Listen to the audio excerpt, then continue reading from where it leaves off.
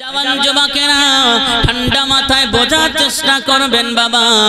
আল্লাহর রাসূলের একজন সাহাবা হযরত ইকরামা, তিনি তখন ইসলাম গ্রহণ করেননি। আল্লাহর রাসূলের আদর্শ, আল্লাহর রাসূলের ব্যবহার, আল্লাহর রাসূলের জীবন চরিত্র লক্ষ্য করতে গিয়ে আল্লাহর রাসূলের আদর্শে আদর্শিত হয়ে আল্লাহর রাসূলের ব্যবহারে মুগ্ধ হয়ে হযরত ইকরামা ইসলাম গ্রহণ করেছিলেন। ইকরামাটা ছিলেন আবু জাহালের পুত্র। ইকরামা আবু জাহালের ছেলে। আল্লাহ রাসূল যখন দ্বীনের প্রচার করছেন, কোরআনের প্রচার করছেন, দ্বীনের বাণী শোনাচ্ছেন, কোরআনের আওয়াজ মানুষের কাছে পৌঁছে দিচ্ছেন, এই কোরআনের আওয়াজ না শোনার কারণে হযরত ইকরামা নিজে মক্কা থেকে মদিনায়, মক্কা থেকে ইয়ামিনের দিকে পালিয়ে যাচ্ছে। আল্লাহর রাসূলের কালেমা না পড়ার কারণে, আল্লাহর রাসূলের ভয়ে মক্কার মানুষেরা বলেছিলেন যে মুহাম্মাদের কাছে গেলে নিজের বিবি থেকে আলাদা হয়ে যেতে হবে, পরিবার থেকে আলাদা হয়ে যেতে হবে, পরিজন থেকে আত্মীয় স্বজন থেকে আলাদা হয়ে যেতে হবে। এই ভয়ে হযরত ইকরামা মক্কার জমিন, নিজের মাতৃভূমি জন্মভূমিকে ছেড়ে দিয়ে ইয়ামিনের দিকে পালিয়ে চলে যাচ্ছিলেন, ইয়ামিনের দিকে পালিয়ে যাচ্ছিলেন।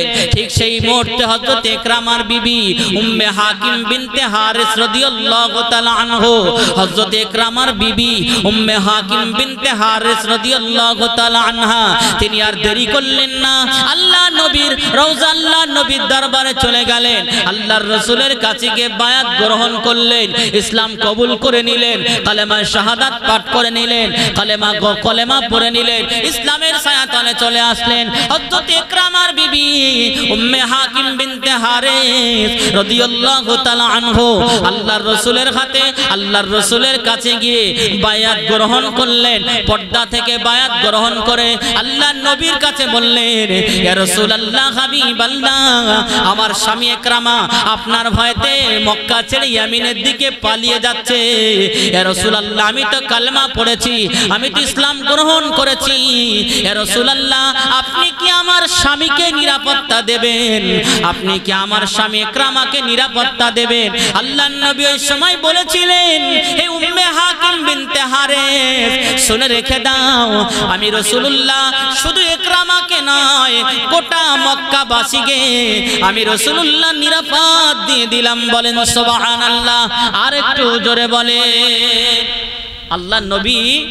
আল্লাহ নবীর কাছে হযরত ইকরামার বিবি উম্মে হাকিম বিনতে হারিস রাদিয়াল্লাহু আনহা, তিনি ইসলাম গ্রহণ করেছেন। হযরত ইকরামার ব্যাপারে রাসূলুল্লাহকে বললেন, ইয়া রাসূলুল্লাহ, আপনি যদি নিরাপত্তা দেন তাহলে আমি আমার স্বামীকে ফিরিয়ে আনতে পারি।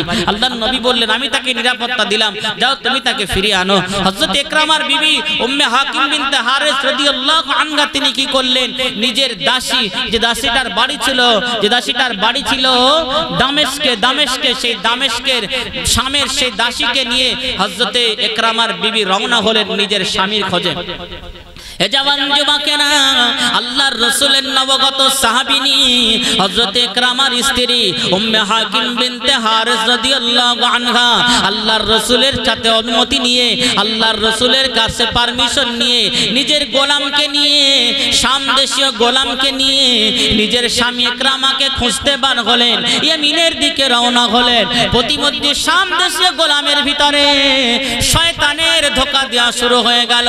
ওই শাম দেশীয় গোলাম বললেন, শামদেশীয় গোলাম নিজের মনিবের সঙ্গে, অর্থাৎ ইকরামার স্ত্রীর সঙ্গে খারাপ ব্যবহার করতে চায়, তার সঙ্গে খারাপ আচরণ করতে চায়, তার সঙ্গে খারাপ সঙ্গ দিতে চায়। হযরতে উম্মে হাকিম বিনতে হারিস রাদিয়াল্লাহু আনহা বললেন, ঠিক আছে, একটু আগে চলো, আমার সঙ্গে তোমাকে মেলামেশা করতে দেব। এই আশা দিয়ে তৎকালীন সময়ে একটা গোত্রের নাম ছিল আখের গোত্র। সে আখের গোত্রে যখন পৌঁছে গেল, কুরাইশ বংশের পরে একটা গোত্র ছিল আখের গোত্র। সেই গোত্রে যখন উম্মে হাকিম বিনতে হারিস পৌঁছে গেলেন, হযরত ইকরামার বিবি সেই গোত্রে যাওয়ার পরে ওই আখের গোত্রের মানুষদেরকে বলতে লাগেন, ও আখের গোত্রের মানুষেরা, আমার দাসী আমার সঙ্গে কুকর্ম করতে চায়, আমার দাসী আমাকে সর্বনাশ করতে চায়, তার হাত থেকে আপনারা আমাকে হেফাজত করেন, তার হাত থেকে আপনারা আমাকে সাহায্য করেন। আখের গোত্রের মানুষেরা কি করলেন, ওই গোলামকে গাছের গায়ে বেঁধে রাখলেন। উম্মে হাকিমকে বললেন, যাও তুমি যে কাজে যাচ্ছিলে সে কাজে চলে যাও। আল্লাহর রাসূলের সাহাবী হযরত ইকরামার বিবি উম্মে হাকিম বিনতে হারিস আর দেরি করলেন না, তিনি নিজের স্বামীর সন্ধানে বার হয়ে গেলেন, স্বামীর খোঁজে বার হয়ে গেলেন, ইয়ামিনের দিকে যেতে লাগলেন। হযরত ইকরামা তখন ইসলাম গ্রহণ করেননি। ইকরামা একটা নৌকার উপরে উঠেছেন, নদী পার হয়ে ইয়ামিন চলে যাবেন, ইয়ামিনের দেশে যাবেন। ওই নৌকার মাঝি ইকরামাকে বলেছিলেন, ইকরামা শুধু ইকরামাকে নয়, নৌকায় যতগুলো যাত্রী ছিল, ওই নৌকায় যতগুলো মানুষ ছিল সবাইকে বলতে আরম্ভ করলেন, তোমরা সকলেই পড়ে নাও লা ইলাহা ইল্লাল্লাহু মুহাম্মাদুর রাসূলুল্লাহ সাল্লাল্লাহু আলাইহি ওয়াসাল্লাম। ওই নৌকার মাঝি এই কালেমাটা সবাইকে পড়তে বললেন। ইকরামা এই সময় বলেছিলেন, এই কালেমা পড়ব না বলে আমি তো মক্কা থেকে পালিয়ে আসতেছি, কেন আবার এই কালেমা আমি পড়ব? ঠিক সেই মুহূর্তে ইকরামার বিবি উম্মে হাকিম বিনতে হারিস ওই নদীর কিনারায় পৌঁছে গিয়ে নিজের স্বামীকে নাম ধরে স্বামী বলে সম্বোধন করলেন না, নিজের স্বামীকে স্বামী বলে সম্বোধন না করে চাচাতো ভাই বলে একবার ডেকে উঠলেন, ও আমার চাচাতো ভাই ইকরামা, ও আমার চাচাতো ভাই ইকরামা, আপনি আর ইয়ামিনে চলে যাবেন না, আপনি মক্কায় ফিরে আসুন, পুনরায় আপনি মক্কার দিকে ফিরে আসুন, আপনি আর ইয়ামিনের দিকে যাবেন না। যে মুহাম্মাদের ভয়ে, যে রাসূলুল্লাহর ভয়ে, যে নবীর ভয়ে আপনি মদিনা ছেড়ে মক্কা ছেড়ে ইয়ামিনে পালিয়ে যাচ্ছেন, সেই মুহাম্মদ নিজের জবান দিয়ে বলেছে আমি ইকরামাকে নিরাপত্তা দেব। বলেন সুবহানাল্লাহ। হযরত ইকরামা রাদিয়াল্লাহু আনহু যখন এই কথা শুনলেন, মাঝিকে বললেন, চলো আমরা কিনারার দিকে ফিরে যাই। ওই যে একজন মহিলা আমাকে ডেকেছে, উনি অন্য কোনো মহিলা নয়, উনি হলেন আমার স্ত্রী, উনি হলেন আমার অর্ধাঙ্গিনী, আমার বিবি। হযরত হাকিম বিনতে হারিস যখন ডেকেছিলেন, হযরত ইকরামা নদীটা পার হলেন না, তিনি সঙ্গে সঙ্গে নদীর কিনারায় আসলেন, নিজের বিবির সঙ্গে কথা বলছেন। আল্লাহর নবী সাহাবা হযরত ইকরামা বলেছিলেন, সত্যি কি আল্লাহর নবী আমাকে নিরাপত্তা দিয়েছে? সত্যি কি মুহাম্মাদুর রাসূলুল্লাহ সাল্লাল্লাহু আলাইহি ওয়াসাল্লাম নবী মুহাম্মদ কি আমার নিরাপত্তা দিয়েছে? ওই সময় ইকরামার বিবি বলেছিলেন, হে আল্লাহর পয়গম্বর, আখির জামানার নবী, যে নবীর ভয়ে আপনি মক্কা ছেড়ে ইয়ামিনের দিকে পালিয়ে যাচ্ছিলেন, যে নবীর ভয়ে আপনি মক্কা ছেড়ে পালিয়ে যাচ্ছিলেন, সেই নবী আপনাকে নিরাপত্তা দিয়েছে, চলুন আপনি মক্কা দিকে ফিরে চলুন। হযরত উম্মে হাকিম বিনতে হারিস বলেন, আপনি মক্কার দিকে ফিরে চলুন। যে নবী আপনার, যে নবীর ভয়ে, যে মুহাম্মাদের ভয়ে আপনি মক্কা ছেড়ে পালিয়ে যাচ্ছিলেন, সেই মুহাম্মদ নিজের জবান দিয়ে আমাকে বলেছে, যাও তোমার স্বামীকে ফিরিয়ে আনো, আমি তাকে নিরাপত্তা দেব। হে ইকরামা, আমার চাচাতো ভাই, আপনি ফিরে চলেন, মক্কায় ফিরে চলেন, আল্লাহর রাসূলের দরবারে চলেন। হে জওয়ান যুবকেরা, হযরত ইকরামা বড় আনন্দিত হয়ে গেলেন। হযরত ইকরামা বড় আনন্দিত হয়ে, আল্লাহ রাসূল যে বলেছেন আমি তোমাকে নিরাপত্তা দেব, আমি তোমাকে নিরাপত্তা দিলাম, এই কথা শুনে হযরত ইকরামা আল্লাহ রাসূলের দিকে আসতে আরম্ভ করলেন। কিতাবের ভিতরে বর্ণনা করেছেন, কিতাবের ভিতরে পাওয়া যায় হযরত ইকরামা একটা জায়গা রাত হয়ে গেল, হযরত ইকরামা নিজের বিবিকে বলতে লাগেন, ও আমার বিবি, আমি তোমার সঙ্গে সহবাস করতে চাই। হযরত ইকরামার বিবি বললেন, না না না, তোমার সঙ্গে, আপনার সঙ্গে আমার কোনো সহবাস হবে না, কারণ এখন আমরা স্বামী স্ত্রী নাই, কারণ আমি তো আপনার স্ত্রী ছিলাম, এখন তো আমি ইসলাম গ্রহণ করেছি, আমি কালমা পড়ে নিয়েছি, আল্লাহকে মেনে নিয়েছি, রাসূলুল্লাহকে মেনে নিয়েছি, তুমি তো এখন রাসূলুল্লাহর কালেমা পড়নি, ইসলামের ছায়াতলে আসনি, সুতরাং এখনো পর্যন্ত তুমি মুমিন হতে পারোনি, সেই জন্য তোমার সঙ্গে আমার কোনো সম্পর্ক নাই, স্বামী স্ত্রীর সম্পর্ক আমাদের আলাদা, পুনরায় যদি আবার আমাদের বিবাহ হয় তখন স্বামী স্ত্রী হব, চলো আল্লাহ রাসূলের দরবারে যাই। হযরত ইকরামা মনে মনে ভাবলেন, কি এমন কালেমা তিনি পড়ে নিয়েছেন যে কালেমা পড়ার পরে স্বামী স্ত্রী আলাদা হয়ে গেল।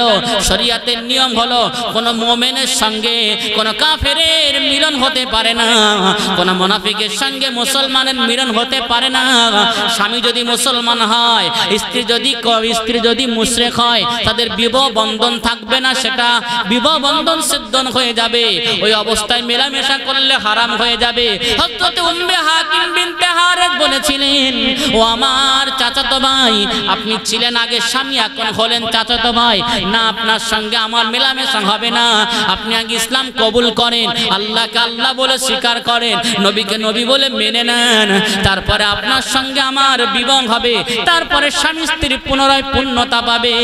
হযরত ইকরামা বললেন, কথাটার ভিতরে যুক্তি আছে, সত্যি ও তো কালেমা পড়েছে, ইসলাম গ্রহণ করেছে, ঈমান এনেছে, আল্লাহর সবথেকে মনোনীত নির্বাচিত ধর্ম ইসলাম, আর সেই ইসলাম সে গ্রহণ করে নিয়েছে। হযরত ইকরামা সেখান থেকে আল্লাহর রাসূলের দরবারে আসলেন।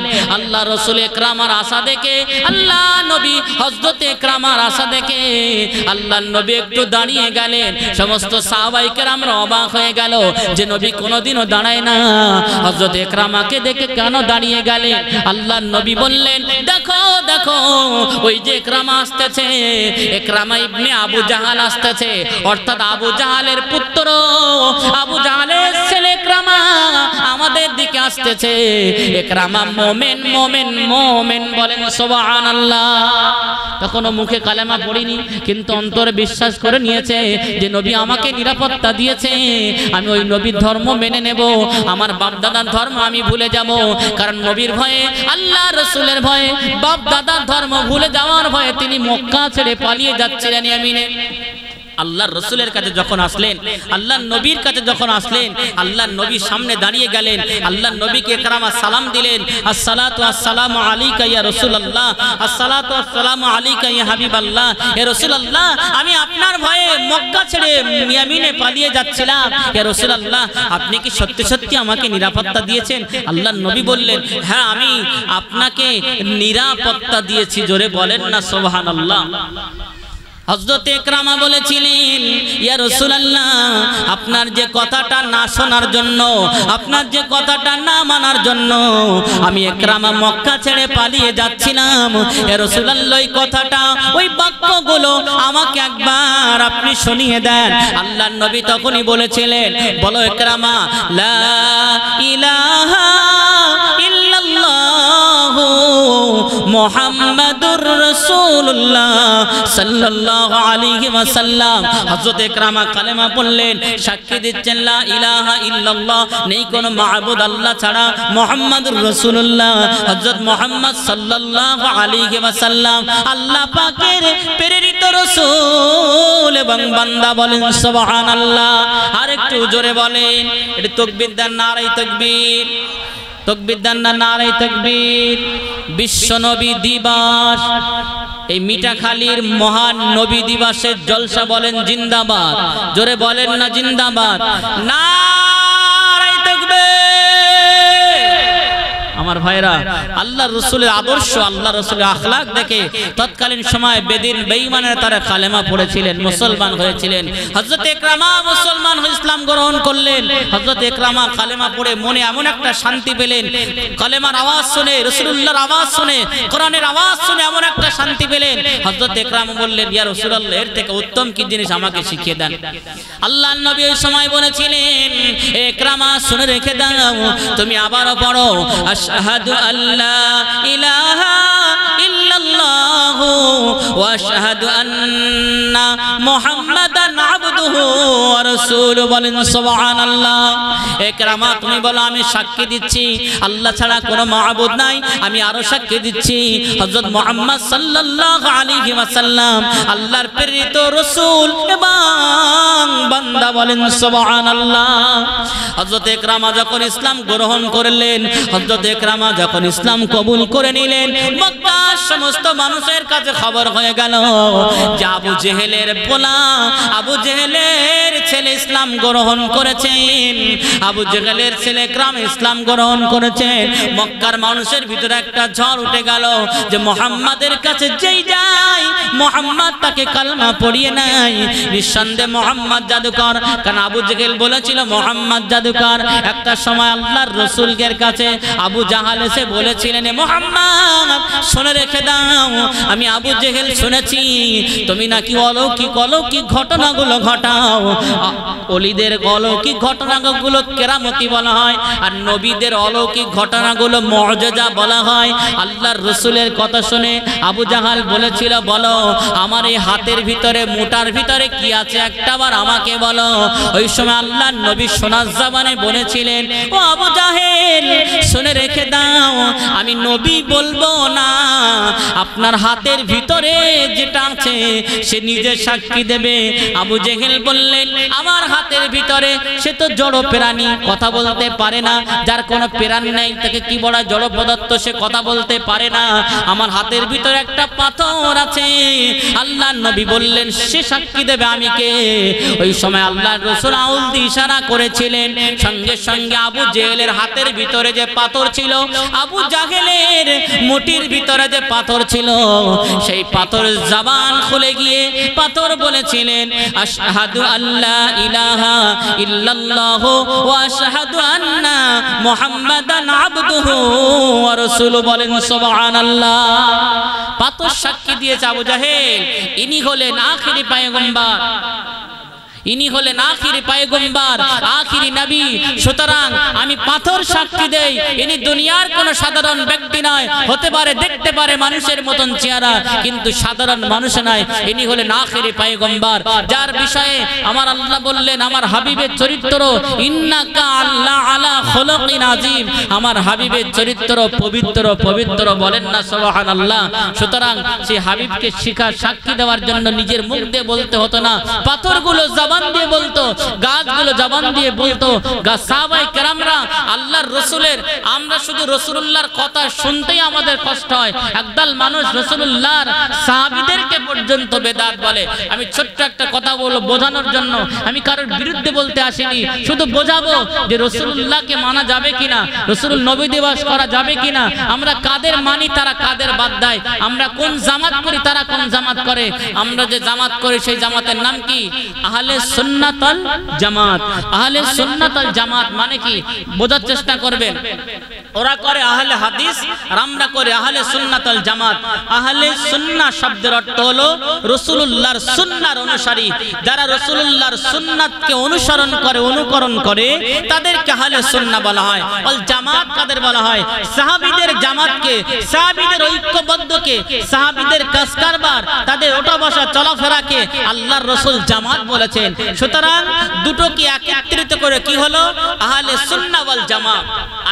আগের জামায় আগের সময় দেখেছেন প্রাইমারি স্কুলে করে লেখা থাকে বিদ্যালয়, লেখা থাকে না? এখন বিদ্যালয়টা কি করেছে? মধ্যখানে একটা শব্দ তুলে দিয়ে বিদ্যালয় করেছে, ডাইরেক্ট করে বিদ্যালয়, দুটো একত্রিত করে একটা শব্দ বাদ দিয়ে বিদ্যালয়। তাহলে সুন্নাহ আল জামা, সেখানে আহলে সুন্নাহ আল জামা করা হয়েছে। এর বহু প্রসঙ্গ আছে। তো আল্লাহর রাসূল বললেন, যারা সুন্নাতকে মান্যতা দেয়, যারা জামাতকে মান্যতা দেয়, সাহাবীর জামাতকে যারা মান্যতা দেয়, সাহাবীদেরকে যারা মানে, তারাই হলো প্রকৃতিক আহলে সুন্নাহ আল জামাত। তাহলে বলেন, আপনি শুধু রাসূলকে সহিহ হাদিস মানবেন আর সাহাবীদের মানবেন না, আপনি কি পরিপূর্ণ মুমিন হতে পারবেন? আল্লাহর নবী নিজেই বললেন, যারা আমার সাহাবীর সুন্নাতকে মানবে, যারা আমার সাহাবীর সুন্নাতকে আঁকড়ে ধরবে, আমি রাসূলুল্লাহকে তারা মানবে, আমি রাসূলুল্লাহকে তারা আঁকড়ে ধরবে। জোরে বলেন না সুবহানাল্লাহ। আর যারা সাহাবীদেরকে মানবে না, যারা সাহাবীদের সুন্নাতকে মানবে না, এরা আমি রাসূলুল্লাহকে মানবে না। আর যারা রাসূলুল্লাহকে মানবে না, এরা আমি নবীর শত্রু, এরা আমাদের শত্রু। সুতরাং যারা সাহাবীদেরকে গালি দেয়, যারা সাহাবীদেরকে মানে না, এরা রাসূলকে মানে না। যারা সাহাবীদেরকে গালি দেয়, এরা রাসূলকে গালি দেয়। যারা রাসূলকে গালি দেয় তারা রাসূলের দুশমন, আমাদেরও তারা জানে দুশমন। সুতরাং যারা রাসূলের সাহাবীকে গালি দেয়, আমরা তাদের মানবো না, তাদের সঙ্গে আত্মীয়তা আমরা করব না, তাদের সঙ্গে কোনো সম্পর্কই রাখবো না। কারা? আহলে হাদিস ভাইরা রাসূলুল্লাহ সাহাবীকে মানে না। আমি প্রমাণ দিয়ে যাচ্ছি। তারা জুম্মার আযান একটা দেয়, তারা বলে জুম্মার দ্বিতীয় আযান বেদাত। পরিষ্কার করে বলে যাচ্ছে, আমি কারোর বিরুদ্ধে বলিনি। আল্লাহর রাসূলের সাহাবী হযরত উসমান, তারা সহিহ হাদিসে এটাই পেয়েছে, যে তারা সহিহ হাদিস যেটা আছে যে আল্লাহর রাসূলের জামানায় দ্বিতীয় আযান ছিল না। এই দ্বিতীয় আযান কবে চালু হয়েছে? আল্লাহর রাসূল কি বলেছে? আমার সাহাবীদের যারা মানবে, তাদের সুন্নাতকে যারা মানবে, আমি রাসূলুল্লাহকে মানা হয়েছে। হয়ে যাবে। সুতরাং আমার সাহাবীদেরকে যারা ইনকার করবে তারা আমি রাসূলকে ইনকার করবে। যারা আমার সাহাবীদেরকে গালি দেবে, আল্লাহ রাসূল সাহাবীদের বিষয়ে বললেন আস সাহাবিকান নুজুম, আমার একটা একটা সাহাবা একটা একটা উজ্জ্বল নক্ষত্র। বলেন না সুবহানাল্লাহ, জোরে হবে না? তো রাসূল বললেন আমার সাহাবীরা একটা একটা উজ্জ্বল নক্ষত্র। সেই সাহাবীদের বিরুদ্ধে গালি দিচ্ছে আহলে হাদিসের বড় বড় ফিতনাবাজ শায়েখরা।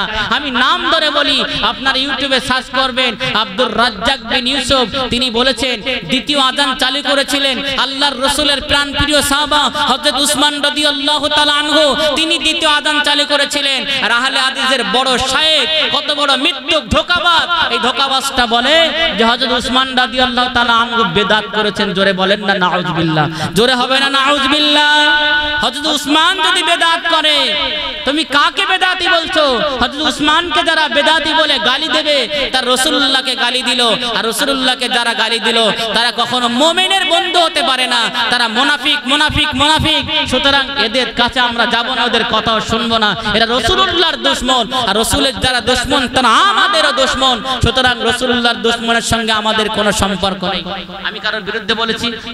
যেটা হাদিসে আছে সেটাই বলেছি। সাহাবীদের কথা মানতে কে বলেছে? রাসূল বলেছে। আর জুম্মার দ্বিতীয় আযান হযরত উসমান রাদিয়াল্লাহু তাআলা আনহু, এই উসমানের বিষয়ে আল্লাহর নবী বললেন ও আমার উম্মতিরা, আমার উসমানকে আমি একটা লকাব দিলাম জুন্নুরাইন। কি নুরাইন? জুন্নুরাইন। জুন্নুরাইন মানে হলো হযরত উসমান দুইটি নূরের অধিকারী। আল্লাহর রাসূলের দুই মেয়েকে বিবাহ করেছিলেন হযরত উসমান রাদিয়াল্লাহু তাআলা আনহু, সেই জন্য আমার নবী তাকে জুন্নুরাইন বলতেন। হযরত উসমান জুন্নুরাইন, হযরত উসমান দুই নূরের অধিকারী, একটা লকাব তিনি পেয়েছিলেন। সেই উসমান রাদিয়াল্লাহু তাআলা আনহু তিনি জুম্মার দ্বিতীয় আযান চালু করেছিলেন। এই ফিতনাবাজ শায়েখেরা, আহলে হাদিস নামক মুখোশধারী শয়তানেরা, এরা উসমানকে গালি দিয়েছে, হযরত উসমান রাদিয়াল্লাহু তাআলা আনহুকে গালি দিয়েছে। এই গালিটা হযরত উসমানকে দেয়নি, হযরত উসমান রাদিয়াল্লাহু তাআলা আনহুকে গালি দেওয়া মানে আমার নবীকে গালি দেওয়া। আর যারা আমার নবীকে গালি দেয় আমরা তাদেরকে কখনো ভালো নজরে দেখতে পারি না। আর যাই হোক, তারা কখনো মুমিন হতে পারে না, মুনাফিক ছাড়া অন্য কিছু নয়। সুতরাং জুম্মার আযান ওরা পড়তে দ্বিতীয় আযান দিতে চায় না। আল্লাহর রাসূলের জামানায় প্রয়োজন ছিল না, আল্লাহর রাসূলের জামানায় 20 রাকাত তারাবি ছিল না। আল্লাহর রাসূল সাল্লাল্লাহু আলাইহি সাল্লাম মসজিদে নববী তারাবি পড়তে আসছেন। আল্লাহর রাসূল তারাবি সাহাবীদের বলেননি। এই হাদিস তোরা প্রকাশ করেন, এই কথাটা বলে না, এই কোটেশন ওরা দেয় না। আল্লাহর রাসূল মদিনার মসজিদে তারাবি পড়তে নিজে প্রথম দিনে তারাবি পড়লেন, সাহাবীদের ডাকিনি আল্লাহর রাসূল তারাবি আদায় করলেন। তারাবি আদায় করার পর রাসূলুল্লাহ পিছনে চেয়ে দেখেন সাহাবীদের এত হারে ভিড় লেগেছে। আল্লাহর রাসূল মনে মনে করছে আল্লাহ যদি ফরজ করে দেয়, তারাবি নামাজ কি সুন্নাত না ফরজ? সুন্নাত। আল্লাহর রাসূল ভাবছেন যে আমি রাসূলুল্লাহ তারাবি পড়ছি, এতগুলো সাহাবী যদি আল্লাহ ফরজ করে দেয়, এই মনে করে আল্লাহর রাসূল তাড়াতাড়ি চলে গেলেন, বেশি তারাবি পড়েননি। আবার দ্বিতীয় দিন নবী আমার তারাবি আদায় করলেন, তারাবি পড়তে আরম্ভ করলেন। সাহাবায়ে কেরামরা আবার আল্লাহর রাসূলের পিছনে তারাবি পড়ছেন। আল্লাহর রাসূল মনে মনে করছেন যদি আমি রাসূল তারাবি পড়ি আর সাহাবীদের যদি এমন ঢল লাগে, এত সুন্দর একটা আমল, এত সুন্দর একটা ইবাদত আমার সাহাবীরা তো পারবে না, যদি ফরজ হয়ে যায় আমার উম্মতি পারবে না। সেই জন্য আল্লাহ রাসূল তৃতীয় দিন থেকে তারাবি পড়েনি। তাই বলে তারাবি পড়তে আল্লাহ রাসূল বারণ করেনি। কেন পড়েনি? আল্লাহ রাসূল এই জন্য পড়েনি, আমি রাসূলুল্লাহ যেটা অতি গুরুত্ব দিয়ে করি, আমার আল্লাহ সেটা ফরজ করে দেয়, আমার আল্লাহ সেটা অপরিহার্য করে দেয়। সুতরাং আমি নবী এটাকে গুরুত্ব দিয়েছি, মানে আল্লাহ যদি ফরজ করে দেয় আমার উম্মতের জন্য কষ্টকর হয়ে যাবে, সেই জন্য আমার রাসূল ওটা বাদ দিয়েছিলেন। তাই বলে সেটা বেদাত নয়। জওয়ান যুবকেরা ঠান্ডা মাথায় বোঝার চেষ্টা করবেন, আমার আপনার নবী কিন্তু 20 রাকাত পড়েনি। হযরত ওমর রাদিয়াল্লাহু তাআলা আনহুর যুগে 20 রাকাত তারাবি চালু হয়েছিলেন। আজ পর্যন্ত মক্কা মদিনার সমস্ত মসজিদগুলোতে, আজ পর্যন্ত মক্কার সমস্ত মসজিদে, মক্কার সমস্ত মসজিদগুলোতে আজ পর্যন্ত 20 রাকাত 20 রাকাত তারাবি হয়। বলেন সুবহানাল্লাহ, একটু জোরে বলেন সুবহানাল্লাহ। দরুদ শরীফ আল্লাহুম্মা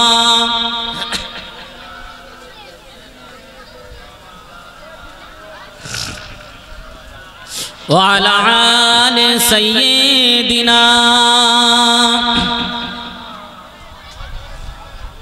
নবীর রওজা শরীফ দেখে ভরে না দিদার দাও গো শাহে মদিনা দিদার দাও গো শাহে মদিনা নবীর রওজা শরীফ দেখে মন ভরে না দিদার দাও গো শাহে মদিনা দিদার দাও গো শাহে মদিনা আরশের মেহমান করেছেন আল্লাহ কত শান কত মান মোর কামলিওয়ালা জোরে বলেন না সুবহানাল্লাহ একটু জোরে হবে না নারে তাকবীর আরশের মেহমান করেছেন আল্লাহ কত শান কত মান মোর কামলিওয়ালা ও গো মদিনাওয়ালা করো করুণা ও গো মদিনাওয়ালা করো করুণা দিদার দাও গো শাহে মদিনা দিদার দাও গো শাহে মদিনা জারি মোবারক দেখিলে এক নজর নূরেতে ঝলমল করবে ভিতর জোরে বলেন না সুবহানাল্লাহ আমার নবীর চেহারা মোবারক যদি কেউ অন্তরে দেখে চোখে একবার দেখে তার অন্তরের ভিতরে নূরের আলোয় আলোকিত হয়ে যাবে বলেন সুবহানাল্লাহ জারি মোবারক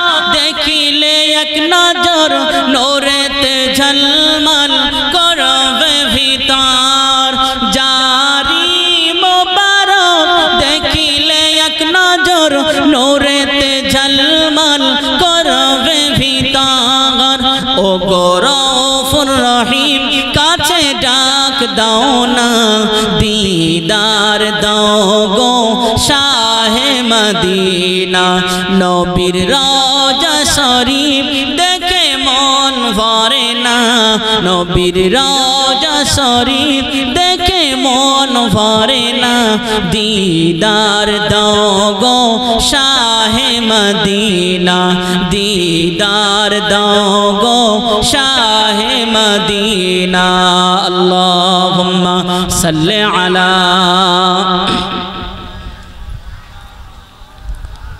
وعلى آل سيدنا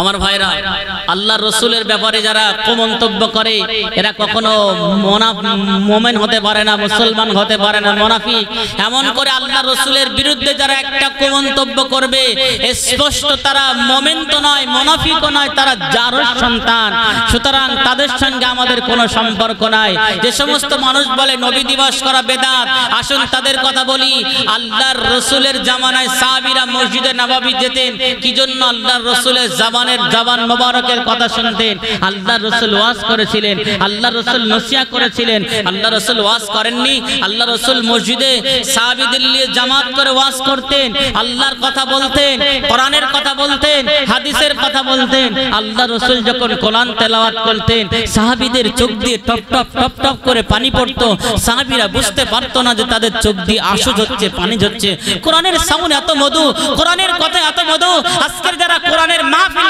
বন্ধ করতে চায় যে কোরআনের মাহফিলকে যারা বেদাত বলে বন্ধ করতে চায় রাসূলুল্লাহর মাহফিলকে যারা বেদাত বলে বন্ধ করতে চায় আমাদের চোখে তারা মুনাফিক আমাদের চোখে তারা রাসূলের দুশমন আমাদের চোখে তারা ইসলামের বিদ্বেষী সুতরাং তাদের সঙ্গে আমাদের কোনো সম্পর্ক নেই এই মাহফিলে আসতে পেরেছেন বলে রাসূল সম্পর্কে এতগুলো কথা জানতে পেরেছেন ঠিক কিনা ভুল বলেন জওয়ান যুবকেরা ঠান্ডা মাথায় বোঝার চেষ্টা করবেন আজকে যারা বলছে রাসূলুল্লাহর মাহফিলে নবী দিবসের মাহফিলে যাবেন না তাহলে ইসলামকে আপনি শিখবেন কিভাবে আপনারা কোন আলেমের কাছে তো যাওয়ার সময় আপনাদের নাই এই মাহফিলটা আপনারা দিয়েছেন এখান থেকে এসে রাসূলুল্লাহর ব্যাপারে জানতে পারলেন আল্লাহ আল্লাহ রসুল যখন যেটা দোয়া করতেন আল্লাহ কবুল করে নিতেন। আল্লাহ রসুলের চাচা আবু তালেব বর্ণনা করেন, আমি রসুলুল্লাহর চাচা আবু তালেব, আমার শরীরটা এমন অসুস্থ, আমি আবু তালেব বারান্দায় শুয়ে আছি। আমার ভাতিজা মোহাম্মদ জানতে পেরে গেছে, আমার ভাতিজা মোহাম্মদ জানতে পেরে গেছে যে তার চাচার শরীরটা বড় অসুস্থ। আল্লাহর রসুলের চাচা আবু তালেব বর্ণনা করেন, আমার ভাতিজা যখনই আমার কথা শুনলো যে আমার চাচা বড় বিমারির ভিতরে আছে, আমার ভাতিজা মুহাম্মদুর রাসূলুল্লাহ সাল্লাল্লাহু আলাইহি ওয়াসাল্লাম, আমি আবু তালেব আমার কাছে পৌঁছে গেল। আমার মাথার কাছে বসে আল্লাহর দরবারে দুটো হাত তুলে দোয়া চাইলে, আল্লাহর দরবারে দোয়া চাইতে দেরি হয়েছে, আল্লাহর চাইতে বলতে দেরি হয়েছে। আমার ভাতিজা মুহাম্মাদের হাত দুখানা নিচে নামাবার আগে আমি আবু তালেব সঙ্গে সঙ্গে জোয়ান তাগড়া হয়ে দাঁড়িয়ে গেলাম। বলেন সুবহানাল্লাহ, আর একটু জোরে বলে। কারণ তার আগে আমি আবু তালেব একটু সরতে পারছিলাম না, একটু উঠতে পারছিলাম না। আমার ভাতিজা মুহাম্মদ যখন আমার জন্য দোয়া করলেন, না না না, আমি সঙ্গে সঙ্গে সুস্থ সবল হয়ে দাঁড়িয়ে গেলাম। বলেন সুবহানাল্লাহ। এই দোয়ার ব্যাপারে বলতে গিয়ে হযরত আবু হুরায়রা বর্ণনা করেন, পুরুষদের ভিতরে, বেটা ছেলেদের ভিতরে আল্লাহর রাসূলের হাদিসকে সবথেকে বেশি বর্ণনা করেছেন হযরত আবু হুরায়রা রাদিয়াল্লাহু তাআলা আনহু। আর মহিলাদের ভিতরে, মেয়েদের ভিতরে সবথেকে বেশি হাদিস বর্ণনা করেছেন আম্মা জান আয়েশা সিদ্দিকা রাদিয়াল্লাহু আনহা। তিনি বেশি হাদিস বর্ণনা করেছেন মেয়েদের দিক দিয়ে, আর পুরুষ অর্থাৎ ছেলেদের দিক দিয়ে হযরত আবু হুরায়রা বেশি বর্ণনা করেন।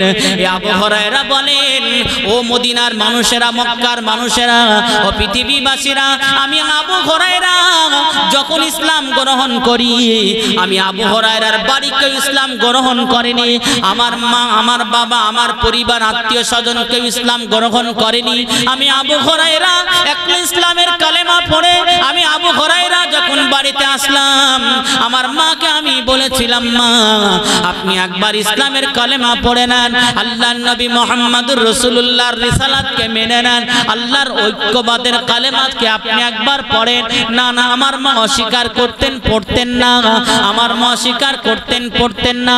হযরত আবু হুরায়রা বলেন, হযরত আবু হুরায়রা বর্ণনা করেন, একদিন, এমনকি একদিন, দুদিন, তিন দিন, এক মাস, দু মাস, তিন মাস অতিবাহিত হয়ে যায়, আমি আমার গর্ভধারিণী জনম দুঃখিনী মাকে বলি, ও আমার আম্মা আপনি একবার কলেমা পড়ে নেন, কারণ আপনি যদি কলেমা না পড়েন মুমিন হতে পারবেন না, ইসলামের ছায়াতলে না আসলে জান্নাতে যেতে পারবেন না। আমার আম্মাকে বারে বারে বারে বারে আমি যখন বলি, এই বারে বারে বলার কারণে আমার আম্মা একদিন আমার রাসূলুল্লাহর বিষয়ে উল্টো পাল্টা মন্তব্য করলেন, আমার নবীর ব্যাপারে উল্টো পাল্টা মন্তব্য করলেন। আমি আবু হুরায়রা আর সহ্য করতে পারলাম না। আমি আবু হুরায়রা সেখান থেকে দৌড়ে দৌড়ে, ওটা যদি আমার মা না হয়ে অন্য কেউ হতো, হয়তো আমি আবু হুরায়রা তাকে মেরে চলে আসতাম, মেরে দিতাম। কিন্তু আমার জনম দুঃখিনী মা বলে আমি আবু হুরায়রা তাকে কোনো কথা না বলে আমি আবু হুরায়রা দৌড়ে দৌড়ে আমি রাসূলুল্লাহ দরবারে চলে আসলাম। আল্লাহর নবীকে এসে বললাম, ইয়া রাসূলুল্লাহ, আমি ইসলাম গ্রহণ করেছি, আমার পরিবারে ইসলাম কবুল করেনি। ইয়া রাসূলুল্লাহ, আমার মাকে যখন ইসলামের কথা বলতাম আমার মা ইনকার করতেন, সরে যেতেন। কিন্তু আজকে যখন আমার মাকে বললাম ইসলাম গ্রহণের কথা, আপনার বিষয় যখন শোনালাম, আপনার বিষয় যখন জানালাম, আমার মা আপনার বিরুদ্ধে উল্টো পাল্টা কথা বলেছে, আমি ছেলে, আমি আবু হুরায়রা সেটা সহ্য করতে পারলাম না। ইয়া রাসূলুল্লাহ, হাবিবাল্লাহ, আপনি আমার মায়ের জন্য একটু দোয়া করেন, আমার মাকে যেন আমার আল্লাহ হেদায়েত করেন, আপনি আমার মায়ের জন্য হেদায়েতের দোয়া করেন। হযরত আবু হুরায়রা রাদিয়াল্লাহু তাআলা আনহু যখনই রাসূলুল্লাহকে বললেন, ইয়া রাসূলুল্লাহ, ইয়া হাবিবাল্লাহ, আপনি একটু দোয়া করেন আমার মায়ের জন্য, নচেত আমার মা জাহান্নামী হয়ে যাবে, আমার মা জাহান্নামী হয়ে যাবে, কারণ আমার মা আপনার বিরুদ্ধে অনেক উল্টা পাল্টা কথা বলে বলে দিয়েছে। হযরত আবু হুরায়রা যখনই বললেন ইয়া রাসূলুল্লাহ আপনি আমার মায়ের জন্য দোয়া করেন, আল্লাহর রাসূলের কথা মতো আমার আল্লাহ দুটো হাত তুলে আল্লাহকে বললেন, আল্লাহ আবু হুরায়রার মাকে আপনি হেদায়েত দেন, আবু হুরায়রার মাকে আপনি হেদায়েত দেন। আর আমার নবী যখন যে দোয়াটা চেয়েছেন আমার রাসূল মুখে বলতে দেরি করেছেন, কিন্তু আমার আল্লাহ কবুল করতে দেরি করেননি। বলেন সুবহানাল্লাহ। আল্লাহ রাসূল দোয়া চাওয়ার পরে আবু হুরায়রাকে বলেছিলেন, বাবা আবু হুরায়রা যাও বাড়ির দিকে চলে যাও, যাও তোমার মাকে গিয়ে কালেমা শাহাদাতটা পড়তে বলো। হযরত আবু হুরায়রা দৌড়ে দৌড়ে বাড়ির দিকে চলে গেলেন। হযরত আবু হুরায়রা বাড়ির দিকে চলে গেলেন। আবু হুরায়রা বাড়িতে গিয়ে দেখেন দরজা লক করা আছে, দরজা ভিতর দিয়ে সিটকিন লাগানো আছে। হযরত আবু হুরায়রা বারে বারে দরজায় আঘাত করে। হযরত আবু হুরায়রার মা ঘরের ভিতর থেকে আওয়াজ দিয়ে বলে, এ বাবা আবু হুরায়রা তুমি একটু দাঁড়িয়ে যাও, আমি তোমার মা এখন গোসলখানায় আছি। হযরত আবু হুরায়রা দাঁড়িয়ে রইলেন। আবু হুরায়রার মা গোসল করে নিলেন, ওযু করে নিলেন, সুন্দর একটা পোশাক পরিধান করে সুন্দর হিজাব করে দরজাটা খোলার সঙ্গে সঙ্গে আবু হুরায়রা বলার আগে আবু হুরায়রার মা নিজের জবান থেকে বলেছেন, লা ইলাহা ইল্লাল্লাহু মুহাম্মাদুর রাসূলুল্লাহ সাল্লাল্লাহু আলাইহি ওয়াসাল্লাম। বলেন সুবহানাল্লাহ। আর একটু জোরে বলেন।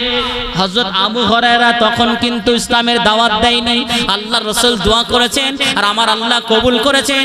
আবু হুরায়রার মাকে হেদায়েত দিয়ে দিয়েছেন। আবু হুরায়রা বাড়ি আসতে না আসতে আবু হুরায়রাকে দ্বিতীয়বার আর বলতে হয়নি মা তুমি ইসলামের কালেমা পড়ো। অটোমেটিকলি আবু হুরায়রার মা নিজে নিজে কালমা পড়ে ইসলামের ছায়াতলে এসেছিলেন। বলেন সুবহানাল্লাহ। আর একটু জোরে বলে। সেই নবী তো আমাদের জন্য দোয়া চেয়েছে, যারা আমি রাসূলুল্লাহর নাম শুনবে আর সাল্লাল্লাহু আলাইহি ওয়াসাল্লাম বলবে আমার আল্লাহ তাদের দয়া করে জান্নাত দিয়ে দেবেন। বলেন না সুবহানাল্লাহ।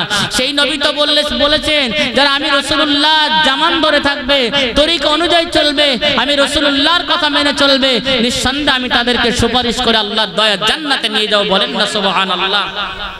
কিয়ামতের ময়দানে কঠিন হাসরের দিনে যেদিন সমস্ত মানুষেরা নফসি নফসি করবে, সেদিন সমস্ত নবীরা নফসি নফসি করবে, একমাত্র আমার আপনার নবী আজকে যে নবীর মাহফিল আমরা বসে আছি, আজকে যে নবীর মজলিস আমরা বসে আছি, সেই নবী কিয়ামতের ময়দানে নিজের কথা ভুলে যাবেন, পরিবারের কথা ভুলে যাবেন, বিবি বাচ্চার কথা ভুলে যাবেন, মায়ের কথা ভুলে যাবেন, বাবার কথা ভুলে যাবেন, কেবল আমাদের মতন উম্মতদের কথা চিন্তা করে আল্লাহর নবী কিয়ামতের ময়দানে ইয়া হাবলি উম্মতি বলে রোনা জারি করবে।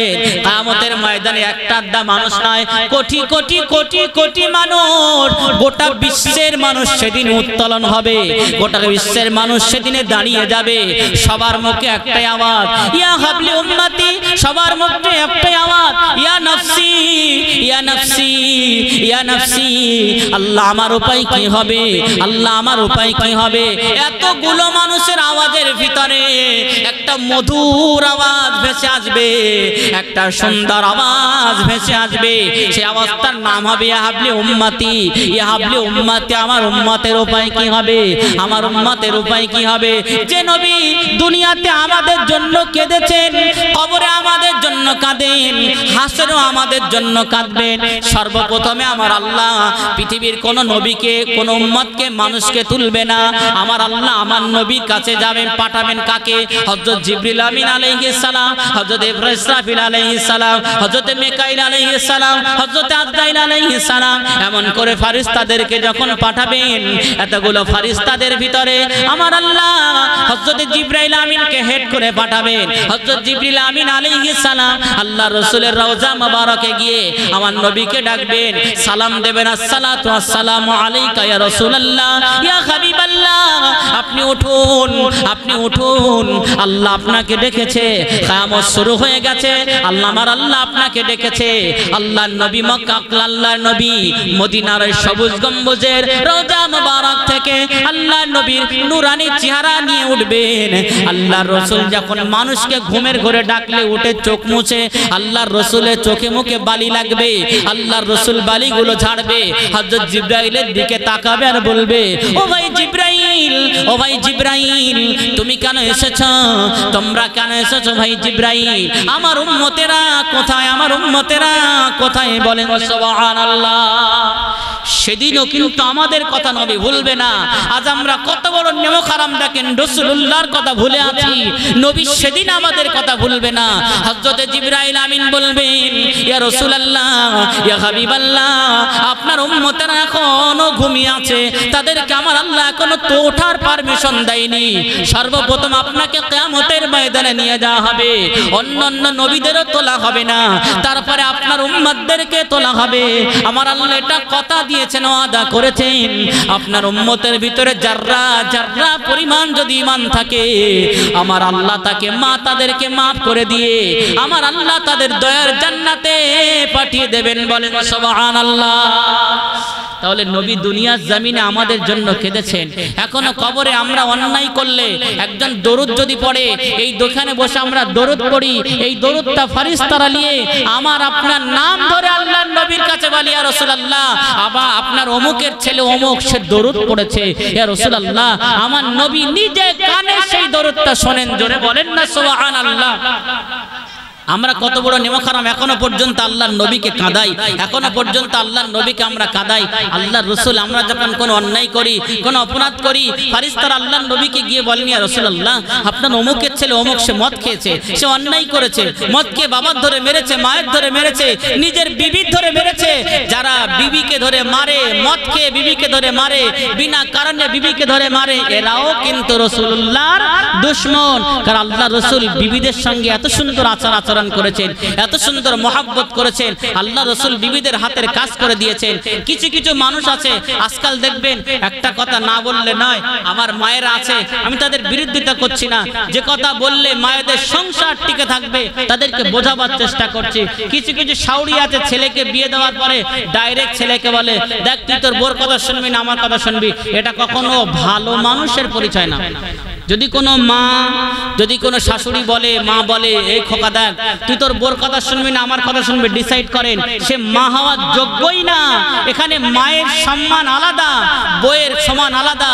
স্ত্রী তার বউ তার কাছে আলাদা মর্যাদাবান, মা তার কাছে আলাদা মর্যাদাবান। সুতরাং কিছু শাশুড়ি বউয়ের কিছু কথায় মানে বউয়ের কিছু কথায় রাগান্বিত হয়ে ছেলেকে বলে দেয়, বেটা তুই তোর ছেলের বোর কথা যদি শুনিস তাহলে আমাকে মা বলে ডাকবি না।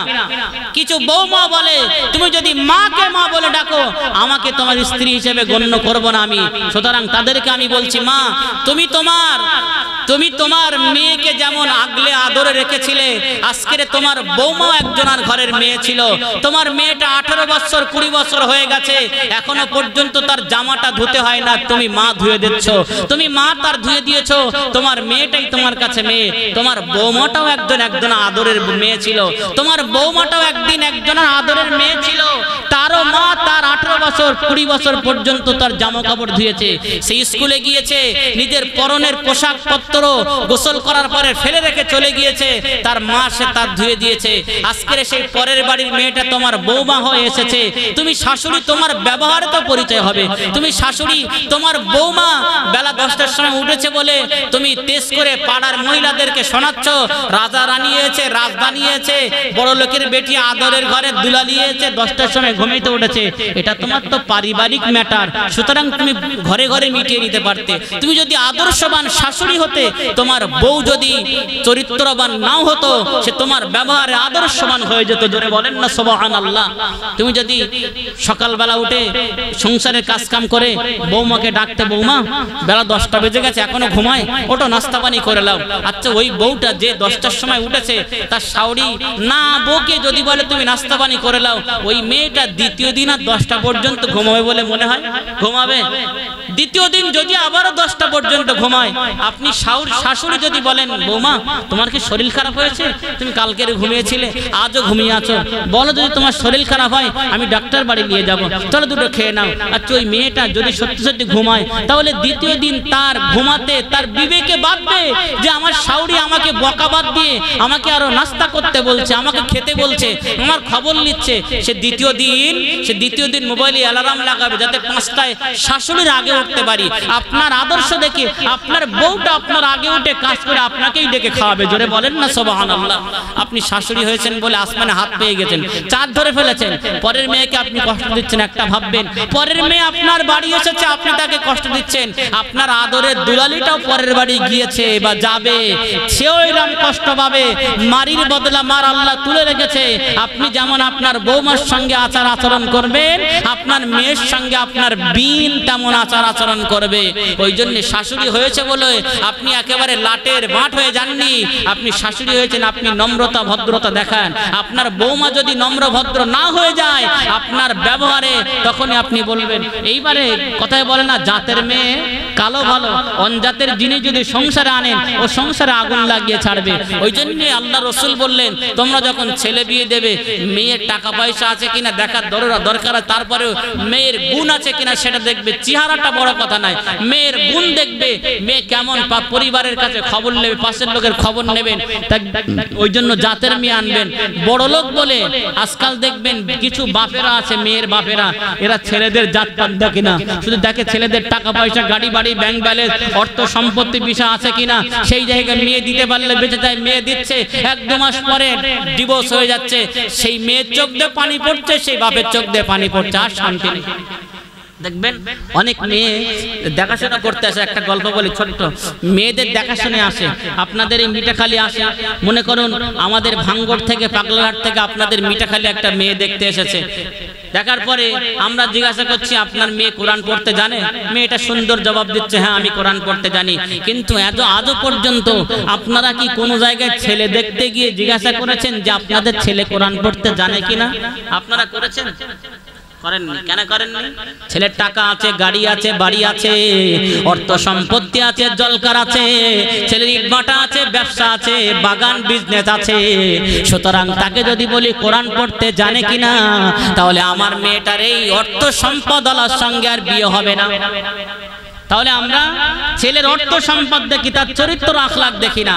যা সম্পদ আছে আখলাক নেই, যার অর্থ আছে চরিত্র নেই, যার আওকাত আছে আখলাক নেই, এই ছেলে কখনো ভালো হতে পারে না। আপনার মেয়েকে রেখে দিয়ে দুদিন পর অন্য কোনো মেয়ে হাত ধরে পালিয়ে যাবে না, এমন কোনো গ্যারান্টি আপনার দিতে পারবে না। ওই জন্য আপনার যদি জিজ্ঞাসা করেন যে আমার মেয়ে কোরআন পড়তে জানে কিনা, আপনার যখন জিজ্ঞাসা করছেন তাহলে আপনার ছেলেটা কি কোরআন পড়তে জানে? এই কথা কেন জিজ্ঞাসা করবেন? ছেলে কোরআন পড়তে জানা লাগবে না।